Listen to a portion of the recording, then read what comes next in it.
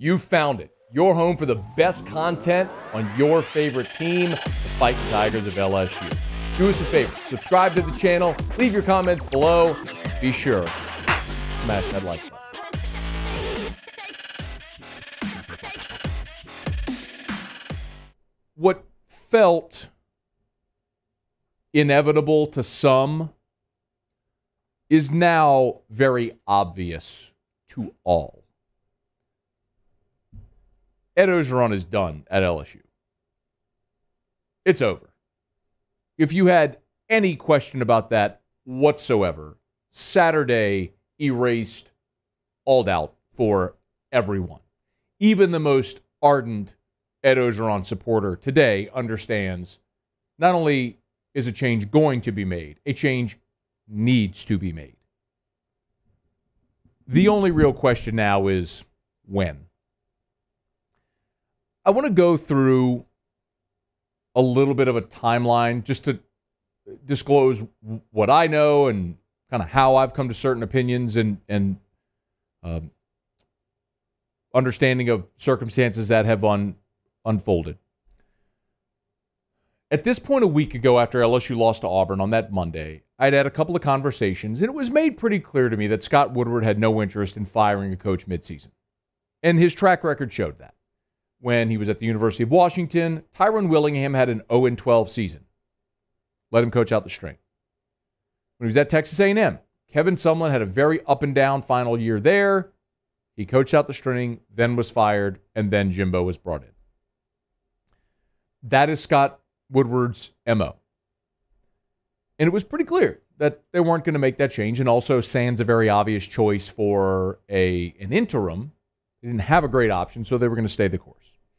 By midweek, things had really gotten hot. Last Monday, Ed Orgeron walked out of his press conference after 9 minutes. There was, of course, the prank caller on the Coach O show and the tasteless, inappropriate response. And then there were other conversations with people around football ops where you got the sense things were not great internally.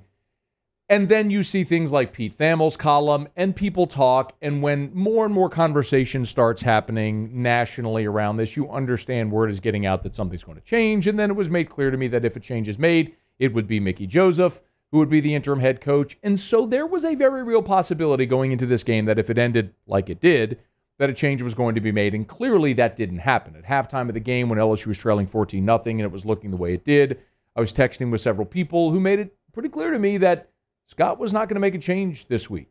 Now, what changed between Thursday or what settled between Thursday and Saturday, I don't have that answer. But as we all know, LSU still has Ed Orgeron as its head coach and will be for some indefinite amount of time until Scott Woodward makes a move.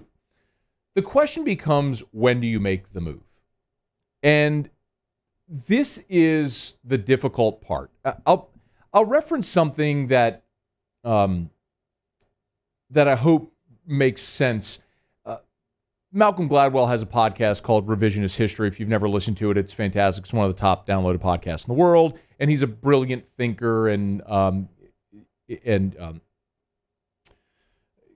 approaches things from sometimes a different mindset. He's a New York Times bestselling author, if you're not familiar. Anyway, he did a podcast in his most recent season of Revisionist History where he called War Games. And the crux of it, I'm not going to go too detailed, but basically there are military personnel that participate in these war games where they enact sequences of possibilities just to unfold scenarios that could happen that they may not consider.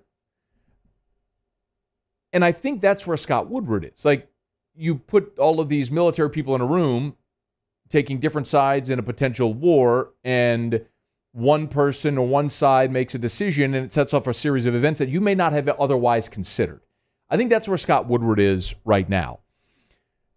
In 2016, Joe Alleva fired Les Miles because he was just aching to fire the coach. He had no real plan, and that was obvious. Scott Woodward is the antithesis of Joe Alleva. He is a very thoughtful and tactful guy that is going to consider all possibilities and make sure that he has all of his ducks in a row before he makes any type of a move. I would give you evidence of the Kim Mulkey situation. Nikki Fargas was in place, and even though there were reports and rumors about her going to the WNBA, LSU said nothing. Zero. And then you see on the ticker that Nikki Fargas has taken a job with the WNBA Las Vegas Aces.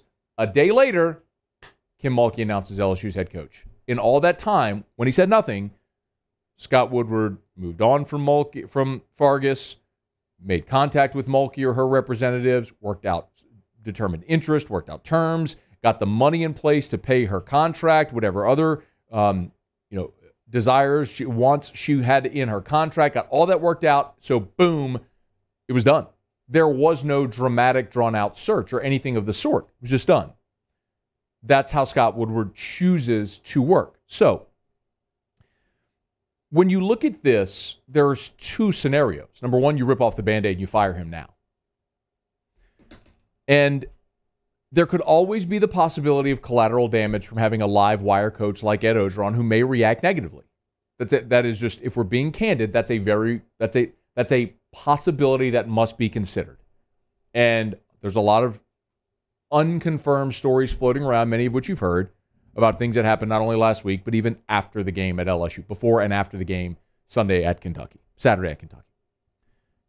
Could some of those things exacerbate if you moved on from Ed Orgeron now? Maybe. Or you can wait. And if you wait, you provide cover to do your search right now and everything that needs to go on with it, just like you did with Mulkey. And so at the end of the season, whenever Orgeron is inevitably fired, you have your replacement ready and in place in a couple of days. Or you could say, you know what? You move on now because that's going to give this current team the best shot of success this year. You give them an injection of life and energy, a new voice, a new direction. Say, hey, listen, we're not giving up on this season. We want to give you all what we feel will be the best opportunity to have success now. And I don't know if Scott Woodward's going to do that, but there's a lot of merit to that idea as well. You know, what I can tell you is, and in different pieces I've gone through some of this, but all throughout the summer you heard me say this over and over again. Ed Orgeron needed 9-3 to feel safe, 8-4, depending on how it looked, 7-5, he was going to be fired. That wasn't plucked from the air. That wasn't made up. It was very clear that the administration, Scott Woodward, all knew Ed Orgeron was going into the season coaching for his job and what the standard was going to be. After LSU lost to UCLA, I fielded several phone calls from people who had been approached directly about helping contribute to a buyout. It's very clear these wheels have been in motion. It was also then that I was given two names, Lane Kiffin, Bill O'Brien. These aren't names that I personally liked or suggested. These are names that were given to me. Keep in mind, Scott Woodward, very good friends with Jimmy Sexton. Sexton clients are always going to be a part of a conversation with Scott Woodward when he's making a hire. It's just the nature of how it's going to go. I think there's merit to both. Kiffin's a great offensive mind. For all the hullabaloo about Bill O'Brien, how it ended in Houston, remember, he was under Belichick in New England. He's now with Saban. He inherited an awful situation at Penn State after Joe Paterno and did quite well there. And I think in Houston, he was a good football coach. He was just a terrible GM. There's a lot to like, and he's probably just a better college coach than an NFL coach. Regardless, after the Auburn loss, I shared with you some of the timeline to learn, and I was given two more names, which are Luke Fickell and James Franklin. There's merit to either. I think James Franklin, he had success at Vanderbilt. He's been in the SEC. He's making about $5.5 million right now at Penn State. Would he want to leave Penn State for LSU, a chance to win a championship? I think there's a lot of appeal there. Luke Fickell, of course, his former AD at Cincinnati, Mike Bone, is now the Cincinnati at Southern Cal, is the AD at Southern Cal. My understanding is that Luke Fickell, Midwestern guy, has 6 children, 2 sets of twins, maybe not super keen on the West Coast. Could he potentially be a guy that would leave the Midwest to come to LSU? I don't know. I'm just sharing with you now things that I have been told and conversations that have kind of been had loosely throughout this process, so you understand that it's not a knee-jerk situation right now where they lose a game or lose a couple of games and everybody's ready to fire the coach. You have wheels that have been in motion and processes that have been happening for some time now.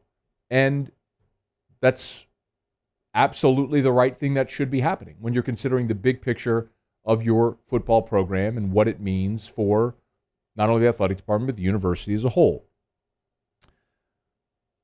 Ed Orgeron knows what's happening.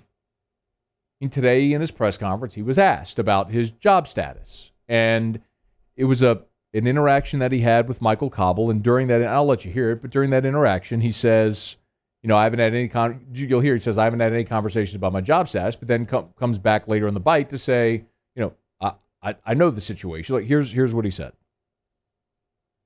No, not at all. No, that's for me to handle. And nobody's told me about my job status. So I haven't had any discussion about it. As far as I know, I'm the head coach of the LSU Tigers today. That's all that matters. Haven't had any discussions about my job status. And then he continued. I can read everything you guys could write. I can take about an hour and read all that stuff and then go tell them about it. I don't listen to all that stuff. The best thing for me to do is be very positive, understand the expectation of LSU. I will say this and I will say it again. No one has to tell me about the LSU expectations. I know them. I was born with them, so I understand. I understand this is not the LSU standard performance. I understand my job. I get it totally. I know exactly where I'm at, and I'm going to go to work as hard as I can today, and don't blink. I promise you, I will not blink for anyone. I can kind of respect the end of that, going to work, doing the job and understanding the expectations. But he also said at the beginning he hasn't had any conversation about his job, and then at the end says, I know what's being said, and I know what's on the line. He's telling you that he does understand that his job's on the line. One last thing to consider. At the end of the 2015 season, Joe Oliva leaked a story about Les Miles coaching for his job. And it ran in the Advocate. And